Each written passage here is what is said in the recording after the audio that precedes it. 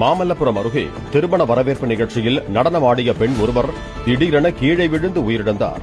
Kanchipuram medical கடை உரிமையாளர் ஞானம் என்பவரின் மனைவியான ஜீவா மாமல்லபுரம் பகுதியில் நடைபெற்ற திருமண வரவேற்பு நிகழ்ச்சிக்கு சென்றிருந்தார். அங்கு பாடகர் வேல்முருகன் இசை நிகழ்ச்சியில் பாடலுக்கு உற்சாகமாக நடனமாடி கொண்டிருந்த போது திடீரென மாரடைப்பு ஏற்பட்டு மயங்கி விழுந்தார். இதாங்க லைஃப். யாருக்கு எப்போ மரணம் வரும்னு யாராலுமே சொல்ல முடியாது. ஸோ இருக்கிற வரைக்கும் சந்தோஷமாக இருங்க, ஹாப்பியாக இருங்க. அண்ட் இப்போ வர ஃபுட்டு எல்லாமே நம்ம சீக்கிரமாக சாவறதுக்காக ரெடி பண்ணுற ஃபுட்டு தான் நம்ம சாப்பிட்டுட்ருக்கோம். ஸோ முடிஞ்ச அளவுக்கு ஹெல்த்தியான ஃபுட்டு சாப்பிடுங்க, வீட்டில் செஞ்சு சாப்பிடுங்க. அண்ட் இந்த சீஸ், பர்கர் இதெல்லாம் அவாய்ட் பண்ணிக்கோங்க. ஏன்னா அதெல்லாம் சிக்கன் ரைஸ் கூட பிரியாணி எதாக இருந்தாலும் சரி அளவோடு வச்சுக்கோங்க. ரெகுலராக அதை எடுத்துக்கிட்டிங்கன்னா நமக்கு என்ன நோய் வரும்னு நமக்கு தெரியாது, அந்த மாதிரி இருக்குது.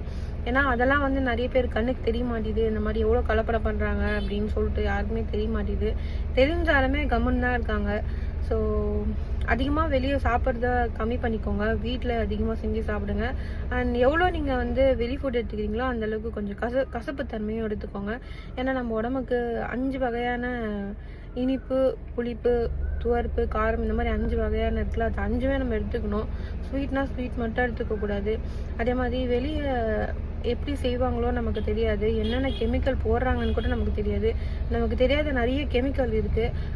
அதில் நீங்கள் உங்களுக்கு தெரியணும் அப்படின்னா ஒரே ஒரு டைம் நீங்கள் ஹோட்டலில் போய் வேலை செஞ்சு பார்த்தா தான் உங்களுக்கு அதில் என்னென்ன மிக்ஸ் பண்ணுறாங்க, எப்படி அதை ரெடி பண்ணுறாங்கன்னு தெரியும். நல்லா ரெடி பண்ணுறவங்களும் இருக்காங்க, எந்த கலப்படம் பண்ணாமல் மனசாட்சிக்கு கரெக்டாக இருக்கிறவங்களும் இருக்காங்க. அண்ட் மக்களுக்கு என்ன ஆனாலும் பரவாயில்ல, நம்ம காசு வந்தால் போதும் அப்படின்னு நினைக்கிறவங்க தான் முக்கால்வாசி பேர் இருக்காங்க. இருக்கிற வரைக்கும் ஹாப்பியாக சந்தோஷமாக யாரையும் கஷ்டப்படுத்தாமல் இருந்துட்டு போங்க அப்படின்னு நான் சொல்லலாம் ஈஸியாக. ஆனால் நம்ம நாட்டில் நடக்குதுனோ அது ஆப்போசிட். அப்படி தான் எப்போ எவனை சாவடிக்கலாம், எப்போ எவன் கூடிய கெடுக்கலாம், எப்போ யார் லைஃபை கெடுக்கலாம் அப்படின்னு தான் நிறைய பேர் சுற்றிட்டு இருப்பாங்க. ஸோ இவங்க மரணம் யாருமே எதிர்பார்த்துருக்க மாட்டாங்க. ஸோ சடனாக அவங்க மரணம் போயிடுச்சு. ஸோ இனிமேலாச்சும் கேர்ஃபுல்லாக இருங்க, நிறைய ஹெல்த்தி ஃபுட்ஸாக எடுத்துக்கோங்க. ஃப்ரூட்ஸ்லேருந்து வெஜிடபிள்ஸ்லேருந்து எல்லாமே கெமிக்கல் தான், ஸ்ப்ரே பண்ணுறாங்க, இன்ஜெக்ஷன் போடுறாங்க, எல்லாமே பண்ணுறாங்க தான்.